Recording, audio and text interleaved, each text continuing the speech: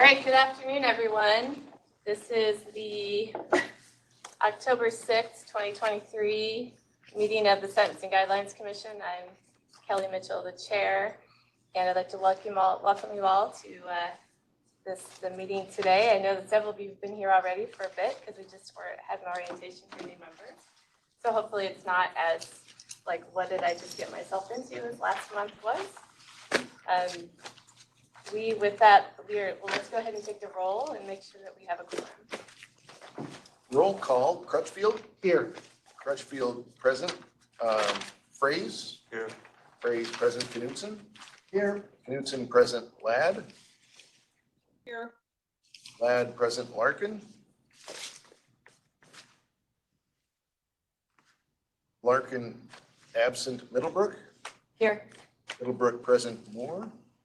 Here. Moore present. Morath? Morath absent.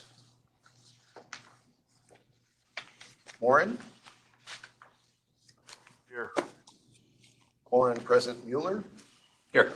Mueller present. Reeves? Here. Reeves present. Saxena? Here. Saxena present. Chair Mitchell? Here.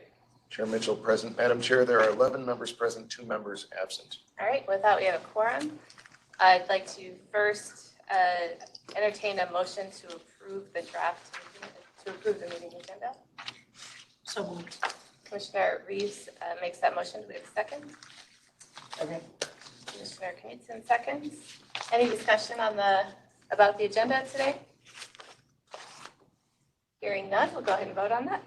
To the Reeves motion to approve the draft agenda, Crutchfield? Aye. Crutchfield, yes. Fraze? Yes.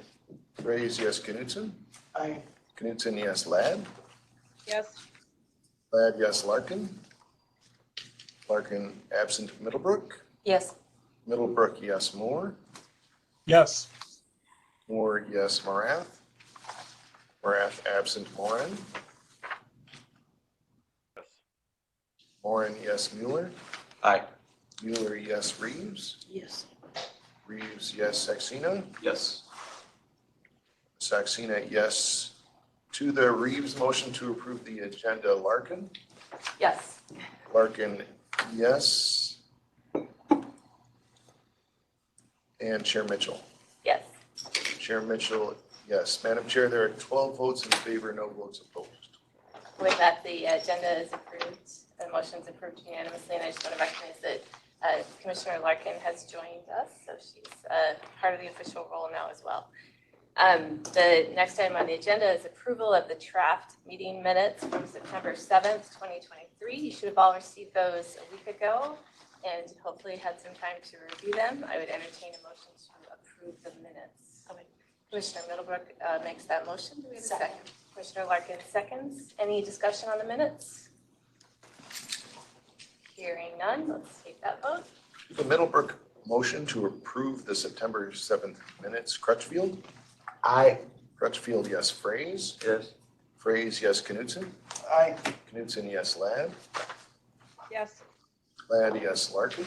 Yes. Larkin, yes. Middlebrook? Yes. Middlebrook, yes. Moore? Yes. Moore, yes. Morath? Morath, absent. Morin? Yes. Morin, yes. Mueller? Aye. Mueller, yes. Reeves? Yes. Reeves, yes. Saxena? Yes. Saxena, yes. Chair Mitchell? Yes. Chair Mitchell, yes. Madam Chair, there are 12 votes in favor, no votes opposed. All right, with that, the motion's approved unanimously. Item 4 on the agenda is vice chair election. So I'm the chair, obviously, and that's a statutory position. The governor appoints the chair. A vice chair is a position that we have just traditionally elected one of the members to serve, to fill, and that individual can chair the meeting if I'm not here. They could take over if I want to present something to the commission. That individual could also assist with development of the agenda for the meeting. And so I think now that we have all our membership, it's time to elect a vice chair. as we saw, I had these two dates that were in conflict, and we all had to change our lives because we don't have a vice chair right now. So I think it'd be a good idea to get one in place. Oh, I just, before we do that, I just want to recognize that Commissioner Morath has joined us. So let's, do you want to recognize her for the role as well? All right, so I would entertain nominations for a vice chair, Commissioner Middlebrook, and then Commissioner Knudsen. I would nominate Justice Moore as vice chair, if he's willing to do that.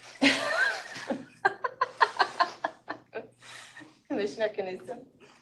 I would like to nominate Michelle Larkin as vice chair. My reasoning is that she's been on the commission for 4 years, since 2019, as a public defender, as a district court judge, as an appellate court judge. She's dealt with the guidelines and has impacted all of those different forums. She's able to balance the concerns of the public with the concerns of litigants and defendants that are in front of us. She has a deep understanding, as exhibited by this last year and the time that I've been on the guidelines for the guidelines themselves. It's done her homework. It's been an active member of suggesting alternatives and is trying to resolve issues that come before the Guidelines Commission. So I would support Judge Larkin. Okay, so we have two nominations, Commissioner Moore, Commissioner Larkin. Did you want to say anything else, Commissioner Middlebrook? Since we got a reason for Commissioner Larkin, did you want to say anything else? Thank you, Madam Chair. I guess I nominated Commissioner Moore, Justice Moore, because I feel like in his role he brings a lot to the table as well. Having been here when Justice Dietzen was the chair, I think that it's appropriate that he would be vice chair now. All right. Any other nominations? All right. I don't know how to handle a nomination. I don't even know how to handle it. So, Madam Chair, if I may, Yes, so first of all, the statute does authorize the commission to elect other officers other than the gubernatorial appointed chairs may be necessary for the official exercise of your duties. Second, we're operating a hybrid meeting under Minnesota Statute 13D.015, which does require all votes to be by roll call. So I would just suggest the process. I don't think we can do a secret ballot. I think we have to do it by roll call under 13D.015. So I would just suggest people respond with either Moore or Larkin when in response to their name on the roll call, or abstain or something else. Commissioner Reeves. Do we know Commissioner Moore has accepted the nomination? Yeah, is that one of the steps I'm supposed to do? Is ask if they accept the nomination. I don't actually know what Robert's rules is. I should have looked it up. Commissioner Larkin. Well, for the record, I would accept the nomination. I'd be happy to serve in that role and to step in when the chair is not available.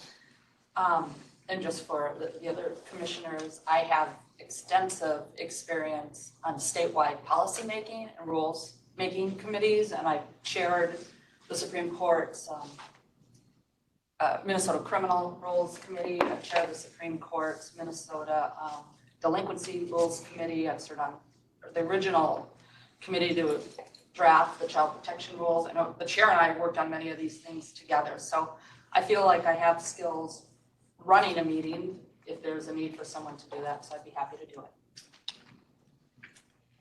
Thank you. Commissioner Moore. Well, thank you, Madam Chair. And my apologies for not being present with you today. Circumstances beyond my control. I had informed Chair Mitchell that when asked if I was interested in it, I had said that I was conceptually interested in the position, but that I was also willing to defer to more senior members of the commission who had an interest in the appointment. And given that Judge Larkin is in that category of more senior members of the commission that are interested in it, I feel like I don't want to see the commission divided on this issue. I therefore would decline the nomination and defer to Judge Larkin as the vice chair. I certainly don't disagree with anything that Judge Knudsen said about her experience. She's been obviously present at the commission for a lot of the important decisions that have been made over the last 4 or 5 years and is very knowledgeable. So, Madam Chair, I appreciate Commissioner Middlebrook. I very much appreciate the supportive nomination, but under the circumstances here, I would defer to Judge Larkin and decline the nomination. All right. Do we have any, just to close out the process, do we have any other nominations? Just want to make sure. All right. So then if we just have one nomination, I think then we don't need to vote. I think we need consent.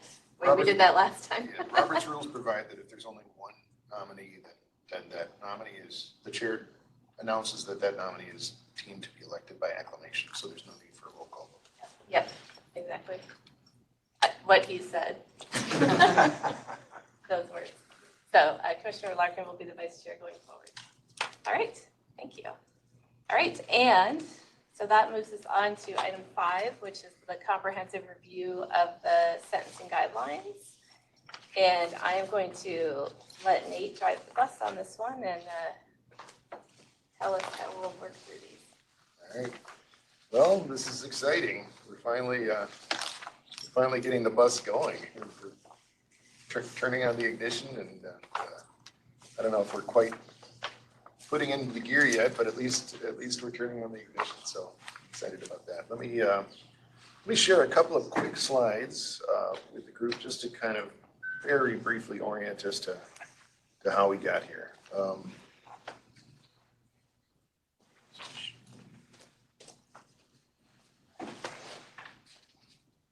So every year, the National Association of Sentencing Commissions holds its annual conference in August. And last year, Pennsylvania and Washington, which also had 1980s era, 1980s vintage sentencing guidelines, they reported to those of us in attendance on the comprehensive reviews that they have been conducting and it either completed or were nearly complete at that time. And at that point, the chair and I conferred, and we figured it would be a good thing to get that going in Minnesota, or at least attempt to. So we brought it in front of the commission in September and October, and in October, the commission unanimously endorsed a request of the legislature to fund phase 1 of a similar review in Minnesota. And lo and behold, so we forwarded that to the governor for his consideration in his budget, and lo and behold, the governor put that in his budget request in January, and lo and behold, in May, the legislature approved it exactly as we requested it. So the statutory language, if you're looking for a lot of guidance from the legislature on this, that's all you're going to find. It's to begin a comprehensive review of the sentencing guidelines. And it's a one-time appropriation. It's clear that, and we've always made it clear, and it's clear from that language, that it's only the beginning of the comprehensive review. Nobody's suggesting that we're going to be able to polish this thing off in 2 years. I'm probably overly optimistic in even thinking we can finish it in 4 years. That would be nice because then we know that we're on the bus with the same people because that we may get a new bus driver in the next election, and so we may get a new commission. So it would be nice to get it done in 4 years, but that's not a requirement of this at all. So that's where we're at statutorily. As far as staff's concept, first of all, it's your review. It's not our review. This is just kind of some ideas to get us started. But here's how we're proposing to do it. One thing that we learned from listening to other states, and the commission heard from some of those other states, and we heard from them at the NASC conference last year, was that stakeholder engagement can consume a lot of time. And we heard particularly from Pennsylvania, like they hear from a stakeholder group and then we should hear from another stakeholder group. And it just kind of, what I call serial stakeholder engagement. It just consumed a lot of time. So it seems to be more efficient to staff to conduct stakeholder engagement in a parallel track with research work and preliminary policy development.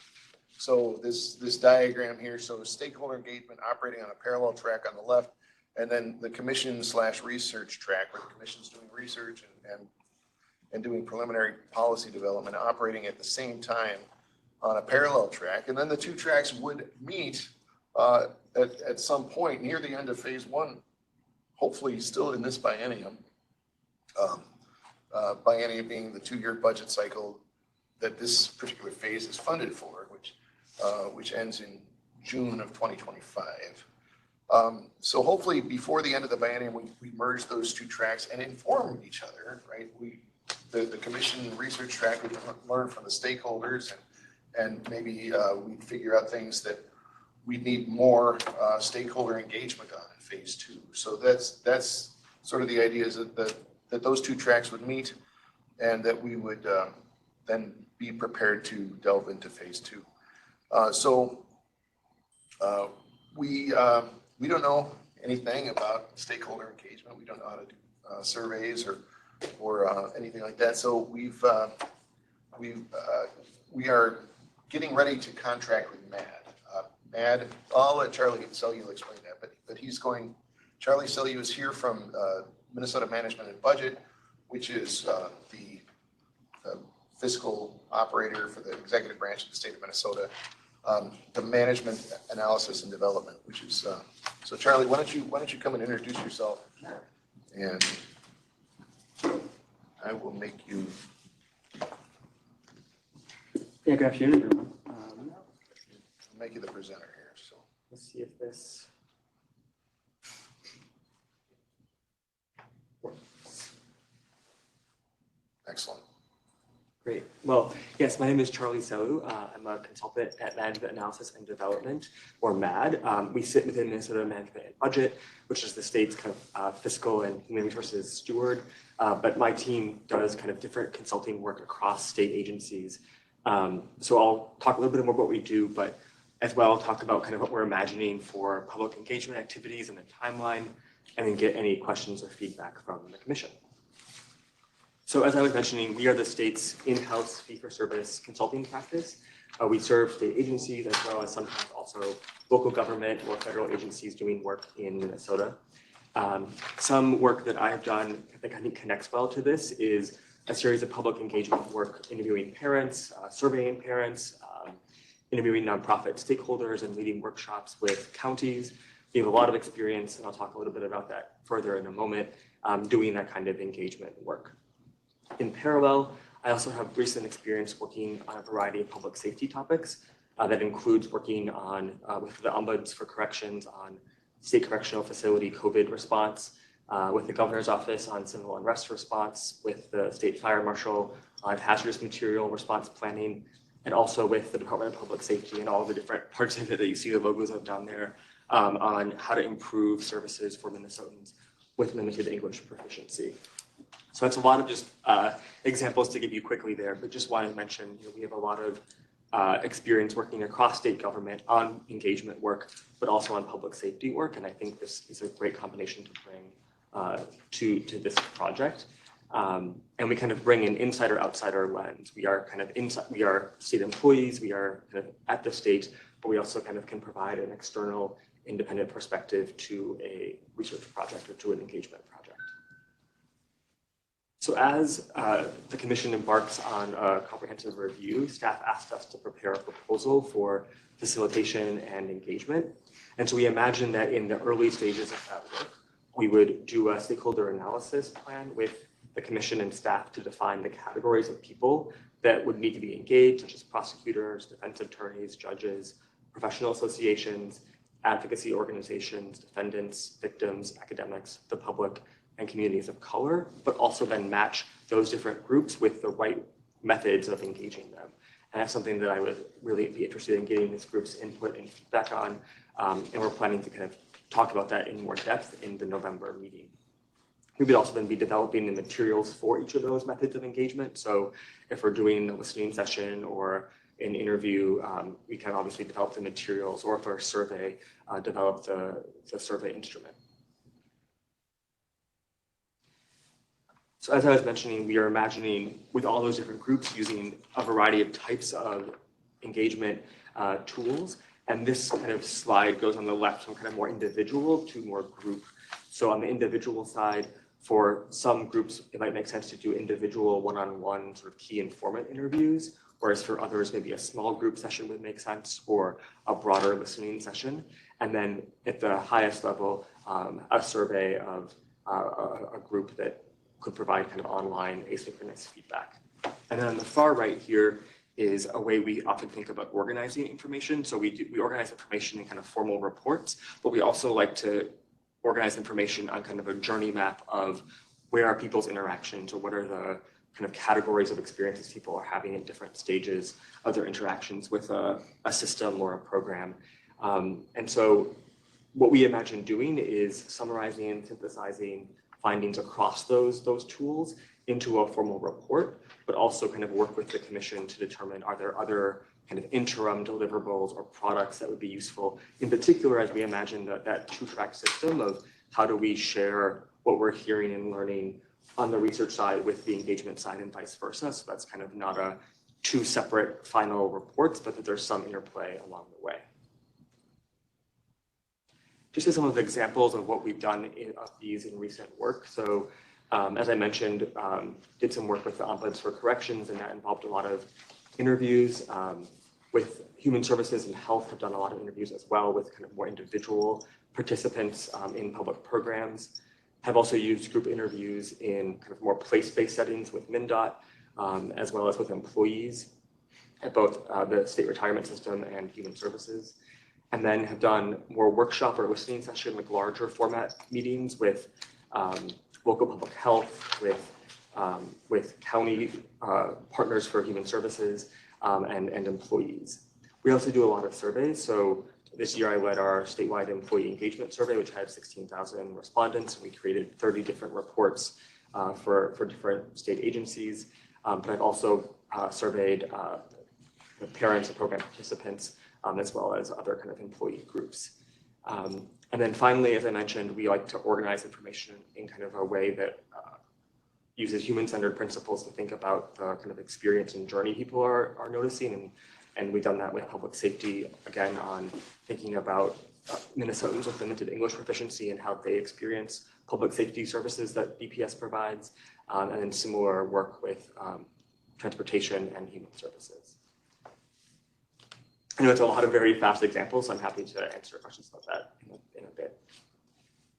So when we imagine what that looks like for this work and how that kind of fits to a timeline, this is a very initial kind of tentative arc, but we imagine that in the next several months, there'd be both kind of preparing to do the work and facilitating some conversations with this group about who do we need to go to, what are the core questions we have of them, where are the places where there's a genuine opportunity to get public feedback as an input to the process and decision making, and then also be planning the actual kind of tactical tools we'd be using as a result. So, planning the interview guides, developing the surveys, those kinds of activities that would kind of run through the beginning of spring. And then imagine that in spring of 2024, we would begin in earnest stakeholder engagement and continue that engagement work through the summer and begin reporting on it over the summer with kind of a more final product in the fall of 2024, with then at the end kind of doing additional conversations with this group or other kind of work that would make sense of if you wanted, for example, a different format of summarizing the document, right? We often write really long formal reports, but if you decided you actually want a one-pager or a two-pager that summarizes the key findings in a more digestible format, there's flexibility at the end to create other kind of formats and outputs. And just note too that there's kind of an arrow at the end there that we imagine there'd be some kind of ongoing work beyond that fall 2024 space as well. So in terms of what we imagine the next steps being, we're kind of still in this proposal stage where we've developed a proposal, but want your feedback before finalizing what's an interagency agreement, because we're also a state entity. There's not a formal RFP process, it's just an interagency agreement process. And then would refine the timeline for the project, and then would aim to come back in November to get your input on the overall directions and goals, kind of identify and clarify those stakeholder groups and the different methods that we would be using for each of those different groups and what's appropriate there. And then also, again, what research questions you all have that should be answered as part of the engagement process. And here to really zoom in on where are the places where you imagine you will be able to really learn or act on what engagement is coming back with, and finding the places where we want to get the most concrete feedback from the public. So I know I am a fast talker sometimes, so we'll pause and see if there are questions. Madam Chair? Yeah, questions from the commission. Commissioner Knudsen. You've never testified in court, have you? I do not believe so, no. No. You would be instructed to slow down. Oh. Reporters not able to capture everything. Fair, thank you. Other questions? Oh, I'm sorry, Commissioner Crutchfield. I would imagine that engagement and engaging the different stakeholders is half the battle, but then how you explain what we're trying to do and explain what we're doing is kind of the other half of the battle, because the questions that we ask are really important if we're going to get the sort of you're all over it. Yeah. Okay. No. I really think it's a really important question. Yeah. I'm glad that we were just talking about this beforehand. We can ask really general questions, but just listening to bits of that orientation session. What do you think of this grid? Yeah, it isn't clear that will be sufficient. Like we probably need to bring some kind of similar things that you all were just looking at in that orientation session to groups and kind of get more structured feedback, because the choices and the trade-offs that you'll have to make are more complicated than just a general open-ended question. And so I think that will really shape the format we use, right? So maybe that does lean towards deeper, longer engagement that's getting us richer, detailed feedback than, short, quick interviews or really short surveys to a really large audience. We may need at least some deeper feedback where we can bring in things that we're hearing from the research side, and get kind of reaction to the trade-offs that you'll be facing. Thank you. Yeah, I had I don't know what the protocol I is. just have to recognize, Sorry. because this is recorded, I want to say your name so that anyone who's listening to the recording knows who you are. So Commissioner Sexton. Thank you. I have a question. So along the same lines, I appreciate that you've done some survey analysis in these interviews in other projects. Mm-hmm. But how would you change that given the scope of the information that we're trying to get if we're doing a comprehensive review of the entire sentencing guidelines book that pertains to multiple different offenses and multiple different rankings? Have you thought about how you're going to be able to cover the waterfront of that in interviews and in surveys? Yeah, I think there's real trade-offs there. I don't think it would, if we tried to cover everything, we would get very surface level feedback. And so I think it will be really important to identify either early on or maybe midway through, we'll have to design that. Where are the places where you want deeper input from the public? Because if you try to go sentence by sentence, we won't get there. And unless we are asking questions sort of from a different angle, right? So one possibility would be to zoom in on a few places where you want deeper engagement, or we could come in from a different angle of asking broader questions that will still help you get at some of the trade-offs you're having to make as you do your work. I think it's too early for me to say now what would make sense, but I agree there's a lot here, and if we only ask really open-ended questions without kind of preparing people with some kind of background context, it's not going to be as usable feedback. and I'll just comment real quickly and then I'll call on the two of you. I could see, I mean, there probably are different questions for different audiences, right? Like some people, some of our stakeholders use the guidelines every day. And so just asking them, like, what are your pain points when you use the guidelines? Like they're gonna be able to give us very detailed feedback. Like this is broken and I'm tired of dealing with this. I mean, they'll be able to say that, but the members of the general public won't have that level of detail. So we're gonna have different questions there, I think. So I think that's gonna be part of what they'll have to facilitate us through, helping identify stakeholders and what we want to learn from them. I don't know. Commissioner Larkin and then Commissioner Fraze. I was just going to suggest, I think for the district court judges, we might want to ask them before we formulate the questions, because one thing I've heard, and we always hear, way too complicated are the ways to make the application simpler, and I've had some judges suggest some ideas. So it might be worth surveying them. What changes might you like to see in terms of just application of the guidelines, in addition or instead of what should the rankings be?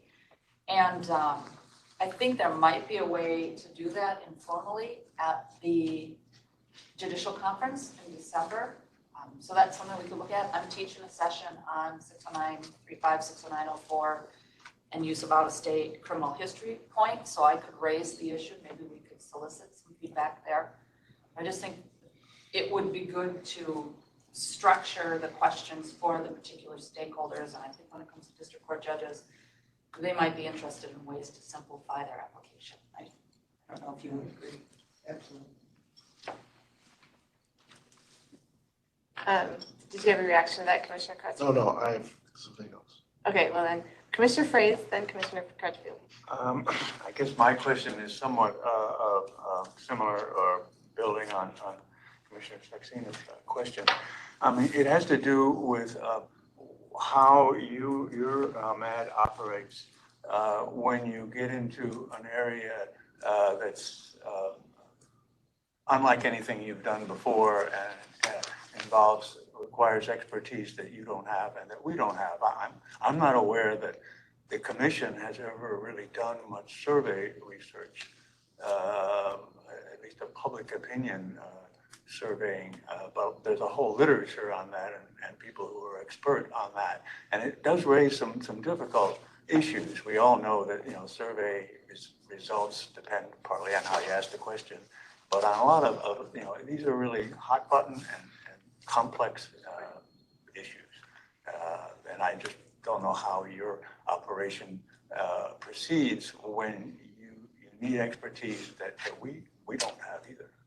Yeah, no, I mean, so methodologically, we do a lot of survey work, but I would say it's not like polling. We're not generally trying to understand public opinion or perception. We're more trying to understand, for example, like employee satisfaction or something like that, or for a program, understand feedback from participants in the program as opposed to the general public. And so I think that is a different type of challenge. I think linking back to a previous question or conversation though, there is an opportunity to we typically will use more unstructured research methods first, so more like the interviews, and then use what we hear in those interviews to shape what we're asking in a more structured survey or another setting like that, so that we are validating the things that we're hearing and kind of more quantifying the things that we're hearing, and kind of using that as a way to build on the work over time. But I think in general, the content is always different for us, but the methods sometimes are fairly similar. But yeah, the public opinion piece is not really, is a kind of a different type of challenge, particularly in the context of understanding the complexity of the work. It isn't like a single question really that you could ask, at least at first. The other thing I was going to add to that is Nate took down the PowerPoint. I was going to have him go back a couple, but I can share. there's multiple research methods that could be used here, and the one that has all of them. Part of what we have to think about is what is the right way to get information. We may say, we want to be part of a listening session, right? And we can do that. That's something that we could do. So that part of what MAD will facilitate us through is who are stakeholders, what do we want to learn from them? What's the best way to learn from them? And, they'll have their expertise to bring to the table there, but I wouldn't assume a survey is the way we're going to get information is all. So we have other options there too. Nate? Madam Chair, just to sort of talk about what's going to happen between this meeting and the next meeting. So when we were presenting this to you last October, we identified MAD as being the people who would do the stakeholder engagement because, one, we assumed that it would be critical to do stakeholder engagement based on what we learned from the other states. And two, we knew that we didn't have expertise in stakeholder engagement, but MAD did. So we preliminarily identified them. Our contract for MAD was in the budget request and it was funded. So we have the money for that between now and the next meeting, unless we hear otherwise. We will contract with MAD to do the stakeholder engagement piece of this. So I just want to make it clear that ship will have sailed by the next meeting. Commissioner Crutchfield. I'm sorry, this comes from a place of being a total neophyte. But it just seems like there'd be varying, depending on the stakeholder group, really varying opinion on outcomes. And I mean, what the overall purpose of incarceration is,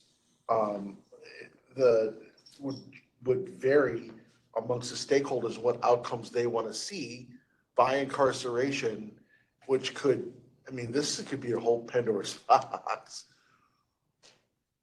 Yeah, no, I think that's completely right, that we're not going to find a single path of consensus on this, and I think you all know that very well.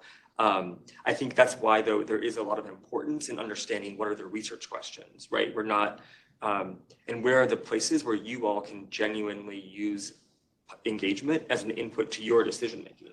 Like, where are the places where you're uncertain on something where you think public engagement will provide meaningful information to you, as opposed to places where it's a non-negotiable for the group and it isn't.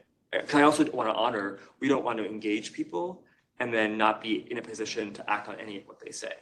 And so I think we have to also be careful about the questions from that perspective of not opening things that aren't kind of on the table for the group. Thank you. Commissioner Mueller. Maybe kind of what Commissioner Larkin was talking about with the bench and the district court judges, at the applicability of this, but is there, for the commissioners that have been on this for a lot longer, is there a running list? Like, have you guys developed a list of, like, here are some pain points that we've heard from either users or the public to, like, kind of a foundation, or are we just kind of going to go into this cold? I'm curious if there's already things that you guys are thinking this review, like, great, we finally have an opportunity to affect these 5 major issues, and then we'll see what else we hear. Yeah, I would say, anyone can answer that question, but number one, we know that our staff definitely knows what the pain points are, and we want to hear from them. So we'd like them to tell us what they run into in trying to manage the guidelines all the time. I think we've all heard informally some issues along the way, so there are probably a few starting points that we'll have, but then we'll sort of develop more questions as we go too. Thank you. Yeah, Commissioner Larkin. I was just going to say, obviously one thing is the use of the custody point. That's been something I've looked at over the years and said, well, now this review, it could be a part of that. The other thing is, we consistently heard from victims of criminal vehicular homicide or the family members saying there's a desire for some members of the public to reevaluate the presumptive sentences for those offenses. So that could be something to look at.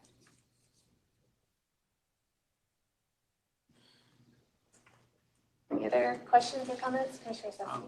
I think this is a comment. I really appreciate the discussion being newer to the commission.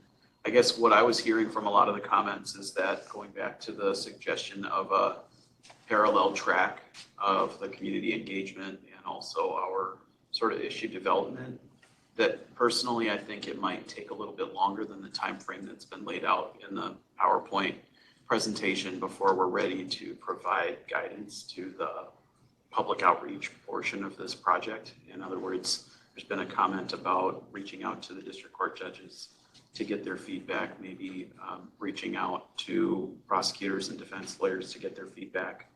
Before, as a commission, we're in the position of identifying the questions that may be asked to the public or the questions that may be asked specifically for feedback. So I guess I'm kind of feeling like maybe there should be a little bit of a pumping of the brakes on the public engagement for a month or two while we have a little bit more time to develop the issues for public engagement. But So I'm curious for additional discussion on that. number one, I would say that those two groups you mentioned are part of the public. So we do have to think about that. But what I actually hear you saying that I think we could do is stage it, where we try to get feedback from the folks that work in the system first, because they have a lot of familiarity with the guidelines. And that might help us sort of understand from the system's perspective what are the issues with the guidelines, and then it might also help us identify some ways of talking to the public. I don't know. I mean, this is what we can talk about next month, but that might be another possibility, would be to stage it, get some feedback from the system, and also continue to work on, so what would we do? What would we want to know from the public? Maybe that just takes a little bit longer. I hear your point there, from the general public, I mean.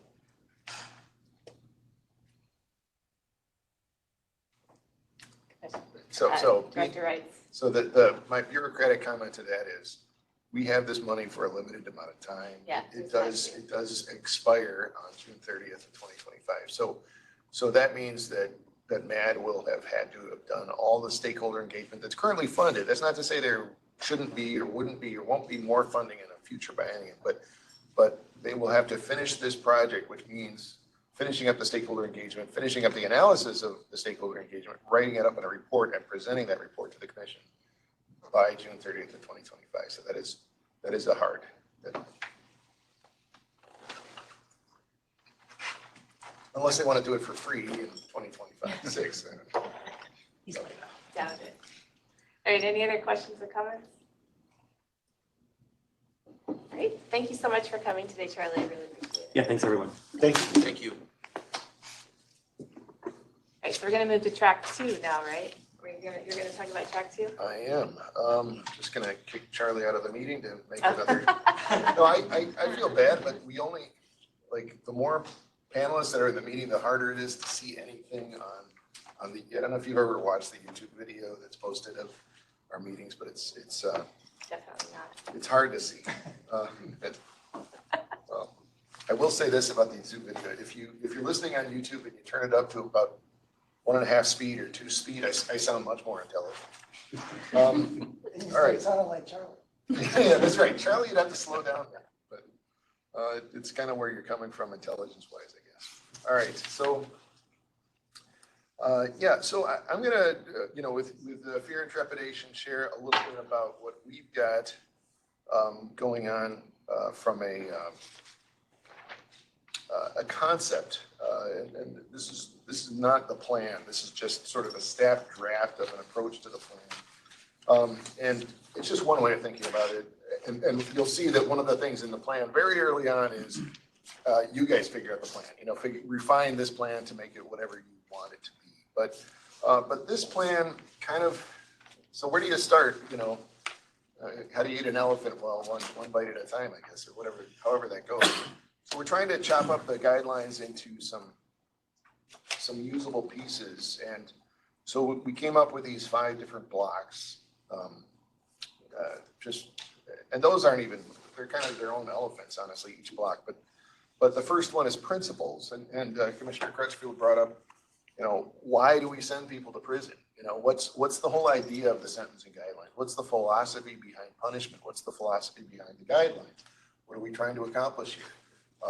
We have some legislative guidance. We have what the commission's done in the past. But if you look at part 1A of the sentencing guidelines, you'll see that that's the commission's statement of the purpose and principles of the sentencing guidelines, which which isn't a one-to-one matchup with what the charter statute says exactly. So what do we do with that?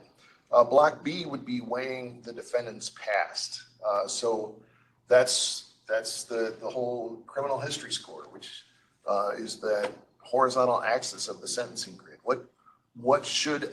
How relevant is a defendant's past to sentencing a defendant for current behavior?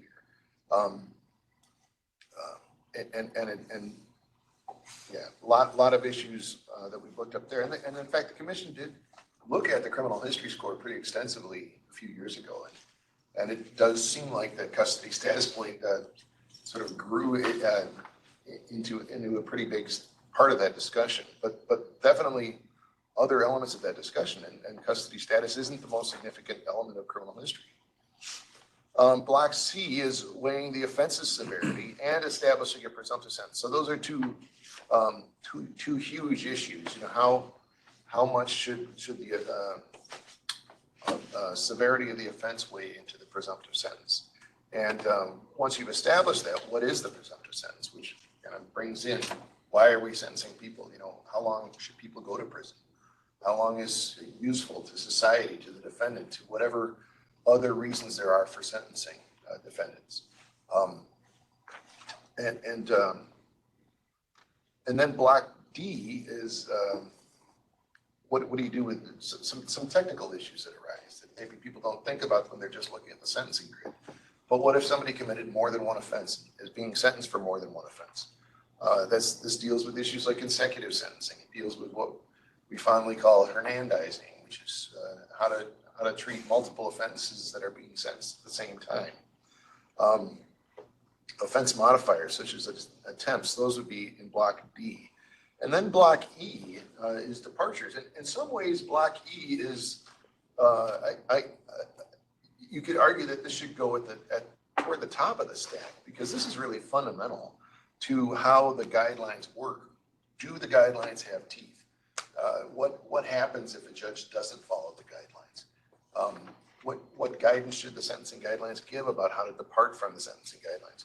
Well, here's the rule, but here's how to break it, kind of thing. So that's a pretty fundamental block as well. And there may be other blocks that we're just not thinking of during this type. But the planned concept here is moving through each of these blocks in sequence. But here's the thing. So we talked about the parallel tracks of the stakeholder engagement plus the policy, the research and policy development. So we kind of have two tracks, maybe two rails within the research and policy development. You've got the research and then you've got the policy development. And the research has to be done, I think, before the policy development can be. So the way this plan works is, so I'm here on page 3 of this document.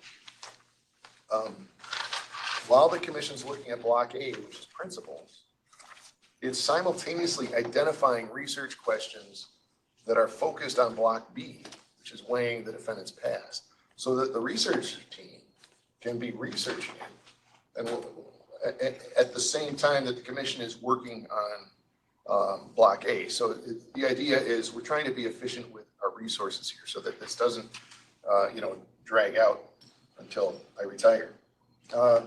So that's the idea of that. So before we work on block A, we'd have to have some familiarity with some of the questions that we would like to have answered from a research side in block B. And as has been pointed out, we also want to have some familiarity with all of these issues from a stakeholder engagement side. What are the questions that we want the stakeholders to answer? But so each one would sort of involve some parallel, sort of looking ahead to the next block, identifying the research questions, and then looking at that block and analyzing, in this case, what are the sentencing guidelines principles, what should they be, that sort of thing.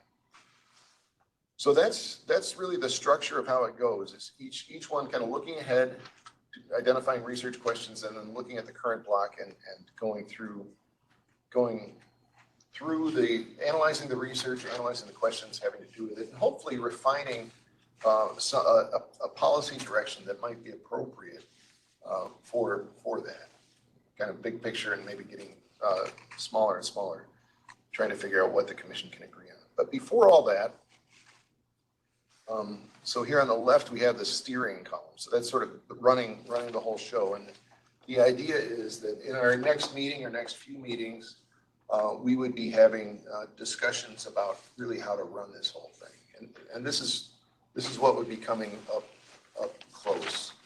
So what we would propose is at the next meeting, staff would basically get up and say sort of our big 5 issues, things that, like, if the way I put it is, like, if I were on a some kind of magic shortwave radio with somebody from the 1979 commission who's saying, so how are those sentencing guidelines working out? And I just had like a minute before I lost transmission.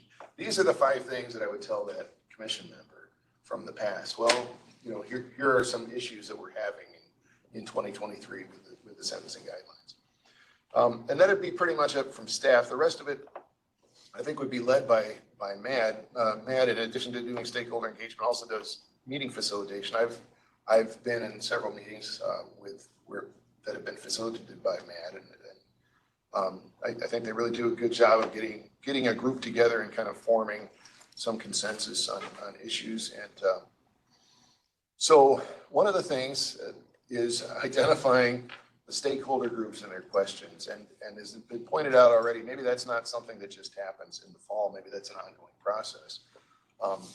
But at least starting that discussion. In some ways, we've started that discussion today.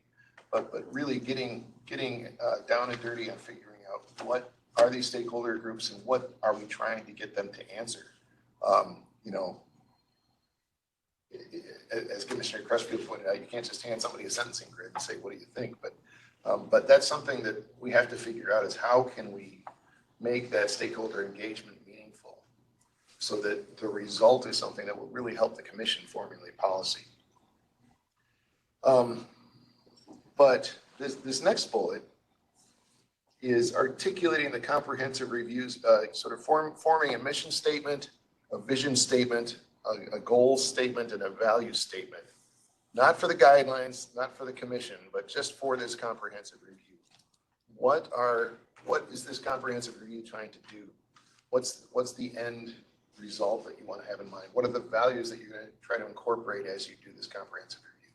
Just really sort of some fundamental questions that I think it would be very helpful if the commission could address, so that later on, as you're going through the comprehensive review, you can refer back to those fundamental principles that you agreed on back at the outset. The next bullet is refining this draft plan. So figuring out, do these blocks make any sense? Does this process make any sense? How is it that we want to do that? And then the final bullet is identifying broad research questions. So we looked at each block, kind of coming up with research questions for that particular block, sort of a block in advance so that the research team can be doing that. But what are just some overall broad research questions that the commission wants to start the research team on just from the beginning? I won't get into what some of those research questions might be, but just some really interesting ideas that the commission might have that we could, and I don't want to jump ahead of myself to the next agenda item, but if we had a powerful research team that was working at our disposal, what are things that we really want to know that would really help you make a good policy decision about what the sentencing guidelines should look like. So, Madam Chair, that's in a nutshell what sort of staff's draft plan is, keeping in mind that one of the first things in that plan is figure out what the plan really should look like. But this is sort of a starter plan to get you thinking and at least give you some structure from which you can deviate as you see fit. And I want to thank Nate for putting something on paper because I know this is in theory what we're here to do, but I couldn't even conceive of it. I had so many meetings with him where I was like, you have to get something down, and he's like, let me just write something down. So he did, and I think it's really great to jumpstart our thinking about how this will go. I mean, for me, it's really helpful. So I thank you for that. Did I see a hand up over here? No? Okay. Questions, comments from the Commission? You look like you have a question, Commissioner Crutchfield. No? Okay. All right. So this is sort of our two-tier plan. Is everyone generally okay with proceeding down these two tracks?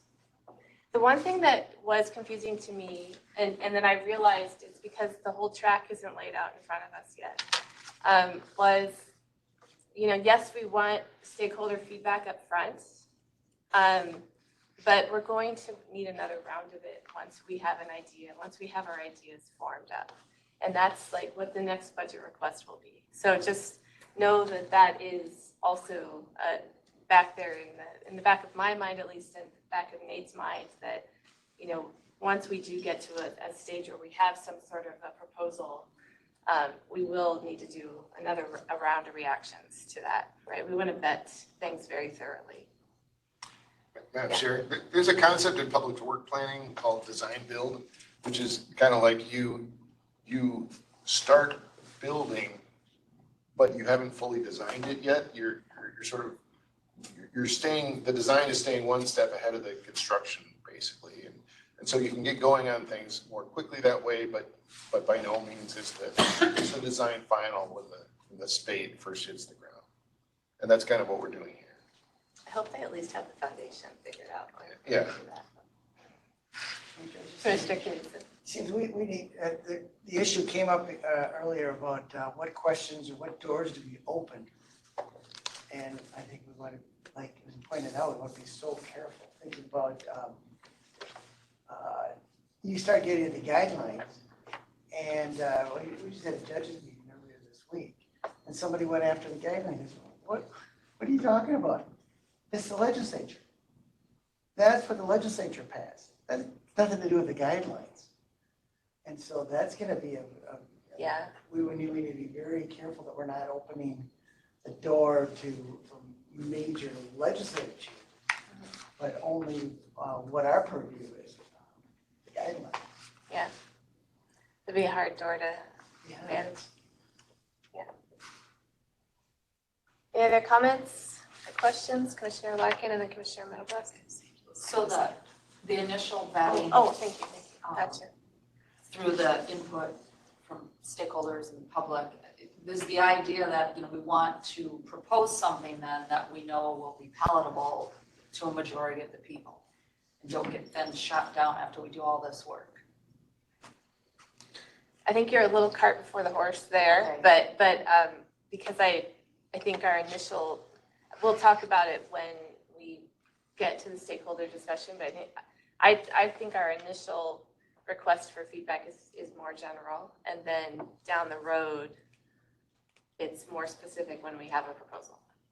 So maybe I should, it does. So when you're saying, okay, we'll do this next round of input, that's not like the equivalent of a final public hearing. Rather, we're going to just open the doors with some restrictions, so we don't open them too far, take all the comments, can get a sense of where things are, make some proposals, then go back to the stakeholders and get a sense of the temperature in the room in terms of what the majority would like to see changed, and then go forward from that, and then a final public hearing in the end. I think that is how it could go down. I think I envision it that way, but we're like you said, we're designing as we're going. So I think we have to get into it to see exactly how it will go. But that's how I envision it right now. In corporate America, they would say we're building it in the air. Right. That's we fly. Exactly. And sometimes that's the only way. Exactly. I will come to you in a minute. Commissioner Moran. Yeah, sorry, I had some technological issues, so I wasn't able to click on it when Charlie was speaking. But I just wanted to say that I think it's important to remember that this is a tool in the toolbox, and it's something for us to use to help guide us. And it, as Commissioner Knudsen said, being wise in how we present these questions and how the questions come out is extremely important. And to help direct it, but so it doesn't create more issues that don't need to become issues. But I also wanted to thank you, Nate, for all the work you've done and reiterate the chair's words, and just, it's very clear that all this really hinges on information from the public, because this is going to be some of the information that, some of us may not have thought of before. So I just wanted to, make sure I said my piece, and I think it's a great idea, and I appreciate everything you've done, Nate. Thank you. Thank you. Commissioner Crutchfield, did you have a comment? I just want to thank Nate for getting us started and getting the design, because it is, how do you eat an elephant? Thank you. Thank you. And for finding Mad. So thank you. All right. Okay, I think that's good. We can move on to the last piece of the comprehensive review. So I'll invite Professor Wright, Professor Yugen, and then online we have Julia Laskarensky to the table to talk a little bit about what they're proposing. We're supposed to sit around here and be on camera. Oh, sure. We okay, Nate, on camera? Yeah. Good. Okay, well, good. Well, thanks for inviting us here today. We'd just like to talk to you about a possibility that hasn't materialized yet, that at the university, we may be able to provide some research support for your comprehensive review. The University of Minnesota is kind of uniquely situated to do this. We have great strength in the sociology department and criminological specialties in empirical research. And in the law school, we have decades of experience in working with state sentencing commissions, working with commissions all around the country, both in legal and policy. Professor Wright, can I stop you there, because I know who you two are, but I don't think everybody here does. Would you mind just really quickly, like actually just doing like your, who am I and where do I come from and what kind of, that whole thing. Okay. Sorry. Well, I'm Kevin Wrights. I'm on the law faculty at the University of Minnesota. I've been there since 2005, and at the University of Colorado before that for 17 years. For virtually the whole span of that time, I've been working on issues of sentencing and corrections with an emphasis on the state sentencing systems and state guidelines systems and state correctional systems. In the late 2000s, the law school received some funding to create the Robina Institute of Criminal Law and Criminal Justice, and I've served on and off as a co-director or faculty director for the Institute, and those projects, which have included major projects on all of the state guideline systems in the country. I think we even looked a little bit at the federal system. The way the criminal history is treated in sentencing guidelines, and issues of community supervision and parole release. So we've had multiple year projects working with state agencies, sentencing commissioners. Probably we've had contact with just about every sentencing commission in the country. So we have that kind of experience. Also, for 15 years, I was lead reporter for the Model Penal Code revision of its sentencing and corrections articles. And for those of you who have been to law school, the Model Penal Code, pieces of it are taught to every first-year law student in their criminal law course, at least. And this was a study that involved a great deal of comparative research, not exclusively within the US, but most of the comparative research was just state to state, state to state. What are different states doing? Where have there been successes? Where have there been innovations or experiments that are particularly interesting? And I should say from that work that, I'm especially excited by the current project because the Minnesota sentencing guidelines system, if you just think comparatively, nationally, internationally, is the best known sentencing guideline system in the world. So almost anywhere you are, whether you're in another state, if you're in another country, and the discussion comes up of having some sort of movement towards a guidelines system, they will eventually learn a lot about the Minnesota system. The Model Penal Code book, which is phone book in length, has a great deal about sentencing commissions and sentencing guidelines, but I should say the fundamentals the fundamental structure of the model penal code recommendations come from the Minnesota sentencing guidelines model, and that was explicit in the whole process from day one.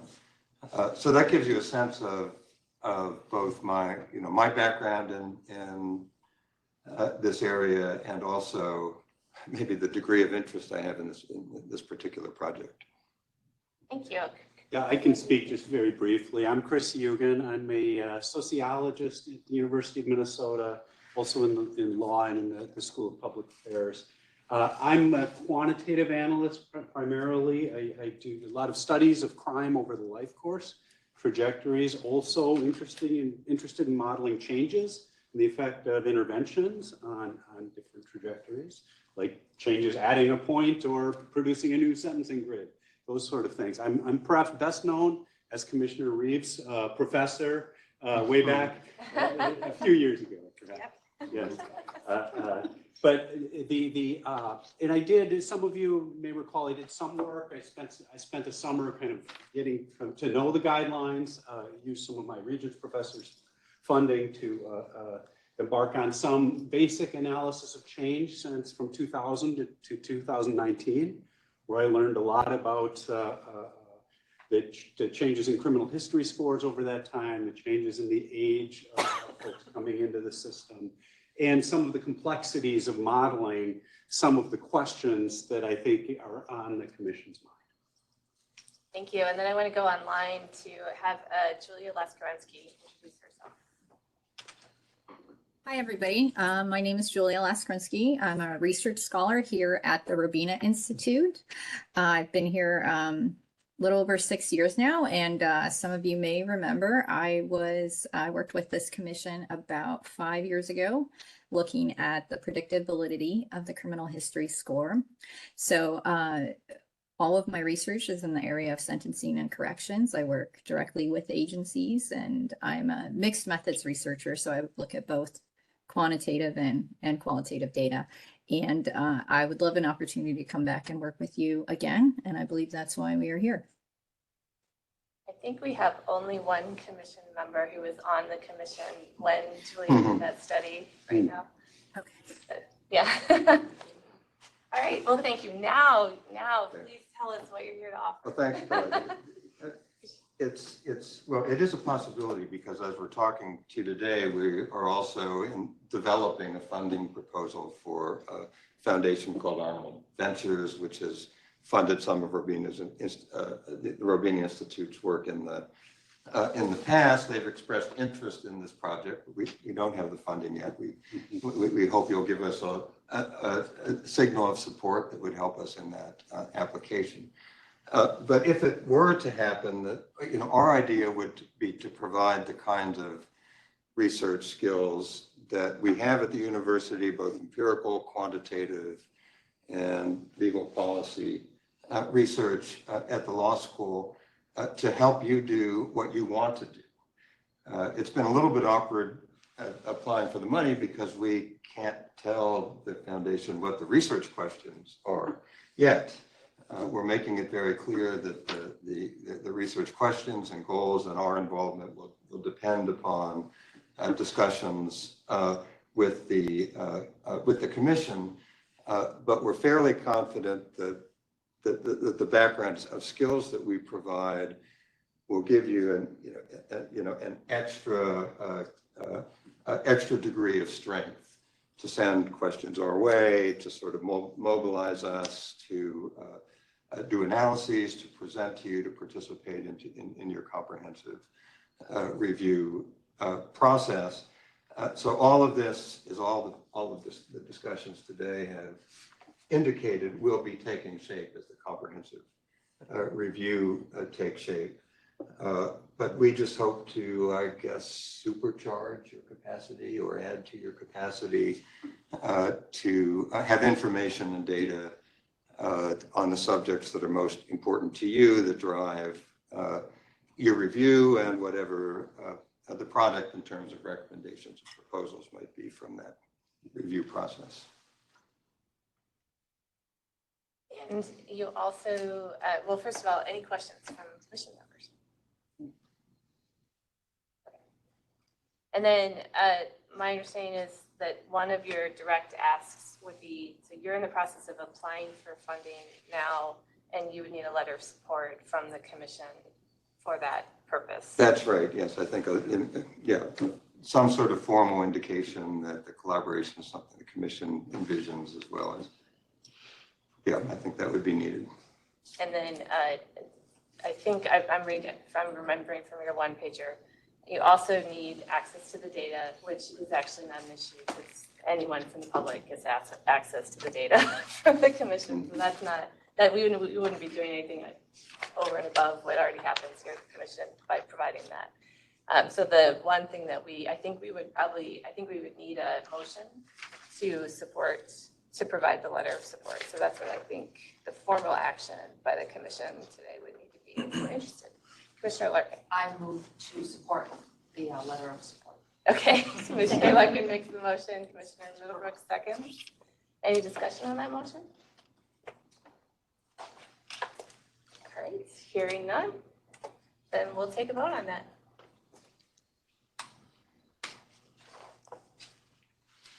So I'm going to call that a motion in support of the University of Minnesota's research support to the commission's comprehensive review. Is that what you said? Okay.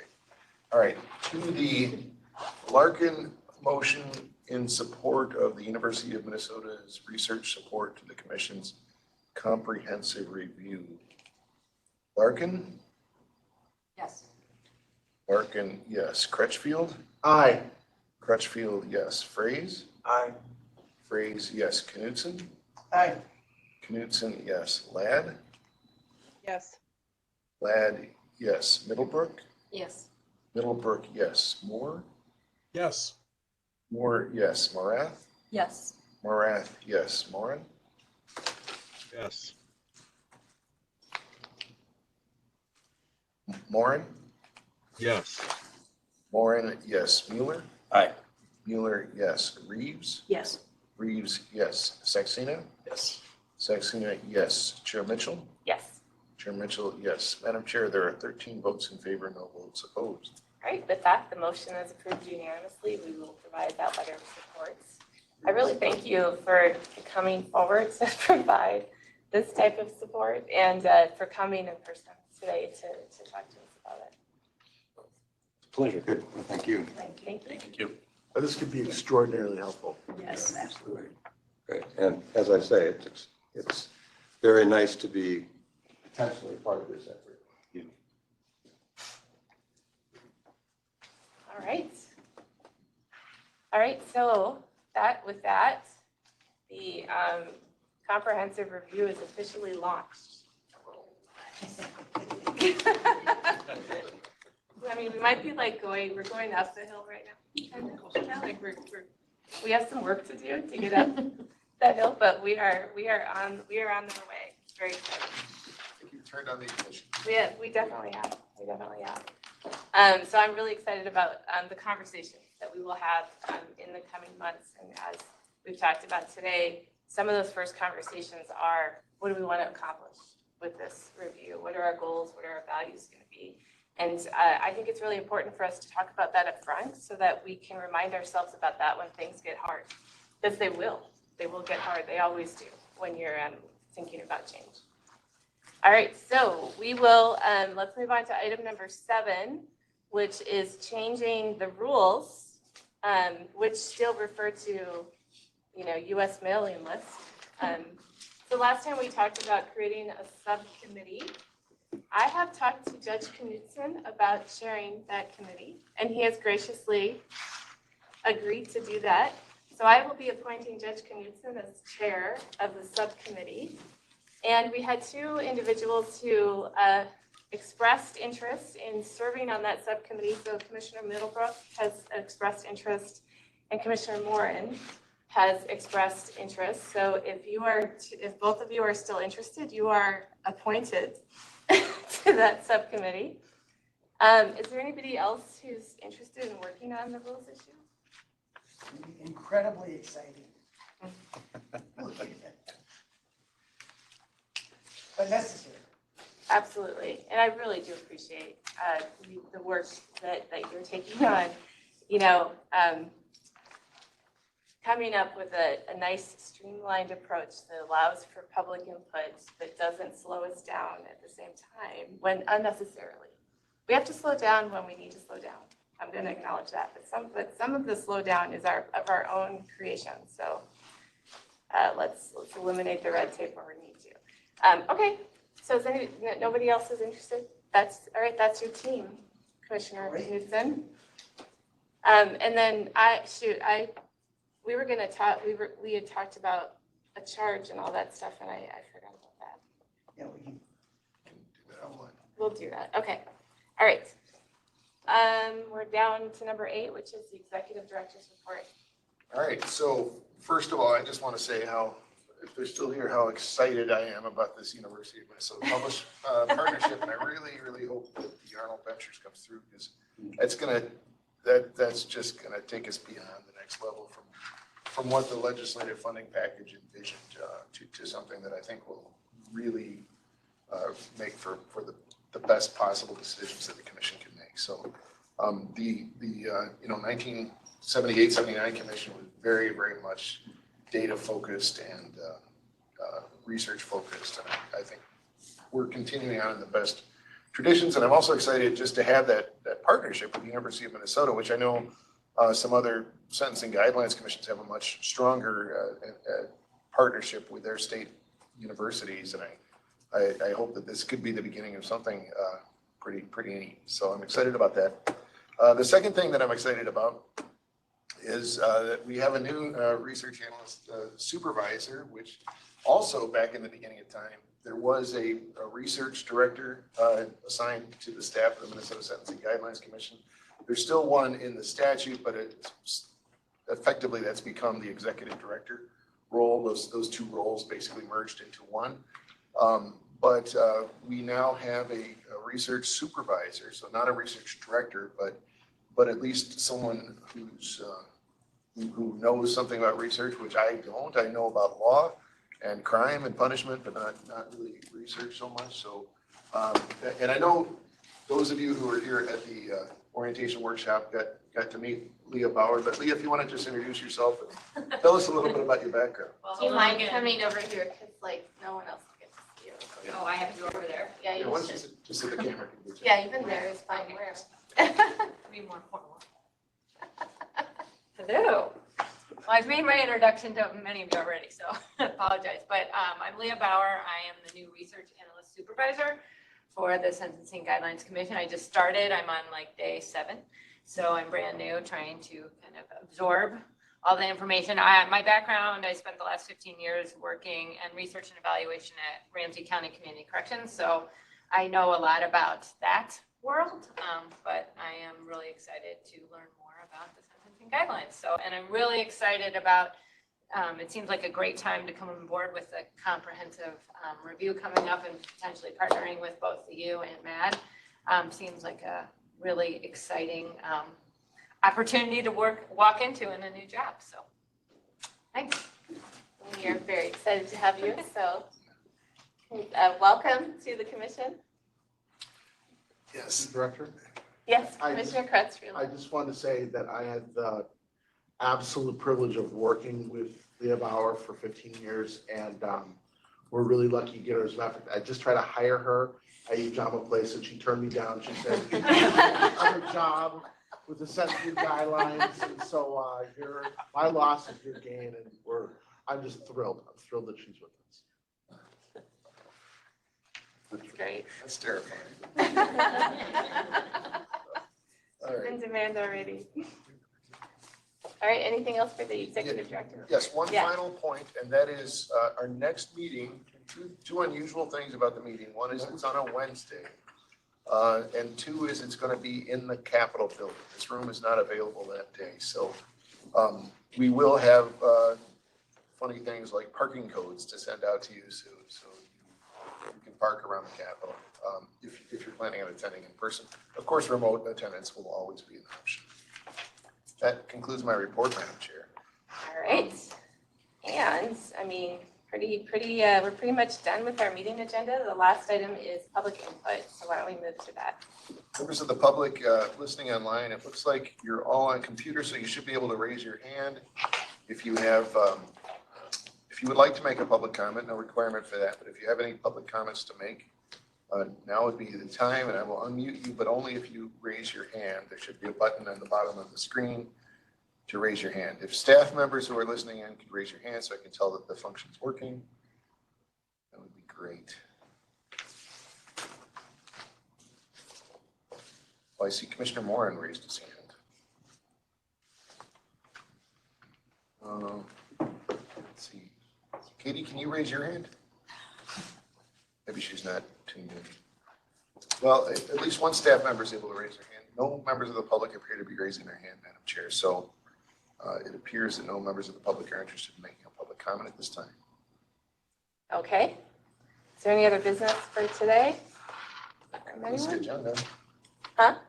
The agenda's done, so. Yeah, all right.